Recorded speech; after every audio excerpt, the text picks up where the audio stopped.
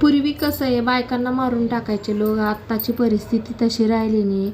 बाई म्हणतात ना, काली असती, दुर्गा असती, एक आई असती. आता नाही आहे. आता ती फक्त एक डाकीन झालेली आहे. डाकीन. नवऱ्याचा जीव घेतल्याशिवाय ती राहत नाही.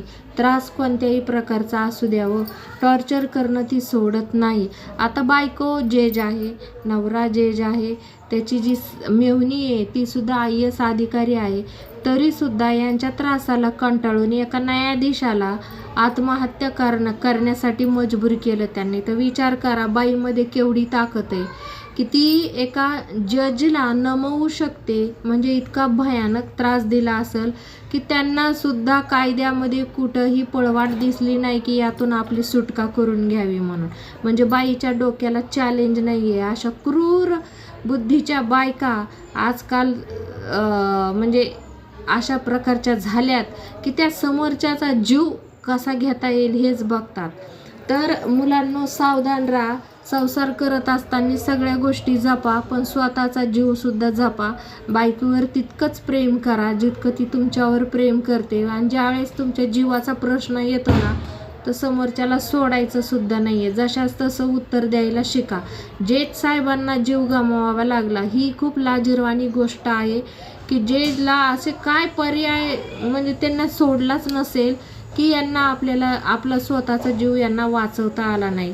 तर जज असणारी बायको आणि IAS असणाऱ्या बाई एवढ्या शिकलेल्या असताना एका व्यक्तीचा त्यांनी जीव घेतलेला आहे. म्हणजे विचार करा, त्यांनी शिक्षण असून सुद्धा एका पुरुषाला किती टॉर्चर केलं की त्याला आत्महत्या करण्याशिवाय दुसरा कोणताच पर्याय ठेवलेला नाही.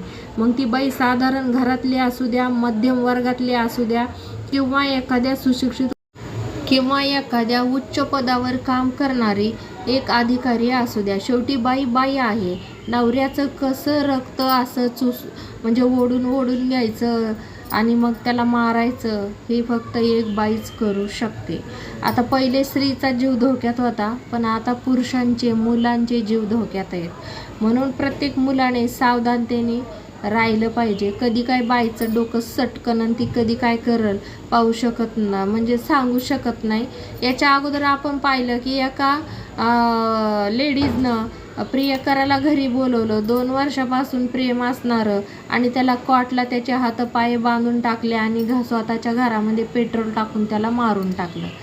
आता आमच्या संभाजीनगरमध्ये पण एक घटना घडली की 9 वर्षापासून ज्यांच्यासोबत तिचे प्रेम संबंध होते त्या व्यक्तीच्या बायकोला घरी जाऊन पहिले बंदूक उगारली, बंदूक हिसकावून घेतली आणि नंतर चाकूने सपासप वार करून 10-15 वार केले आणि त्या बाईला तिथं त्या प्रियकराच्या बायकोला संपवून टाकलं. म्हणजे विचार करून राहा, बाई किती खतरनाक आहे, किती धोकेबाज आहे, किती ती म्हणजे भयानक क्रूरतेने ती वागू शकते. ही गोष्ट फक्त मुलांनी लक्षात घेतली पाहिजे.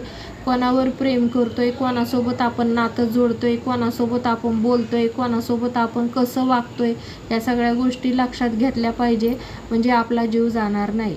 आता जज साहेबांचा जीव गेला याच्यामध्ये खरंच खूप म्हणजे अशी खंत वाटते जीवाला की यांनी आत्महत्या करायला नव्हती पाहिजे. एक जज होतात तुम्ही, चांगल्या खुर्चीवर बसलेले होतात, न्यायाधीश होतात, तुम्हाला अनेक वेगवेगळ्या कलम कायदे माहिती होते, तर त्याचा उपयोग स्वतःसाठी करायला पाहिजे होता. असं कुठलंही म्हणजे कारण अनेक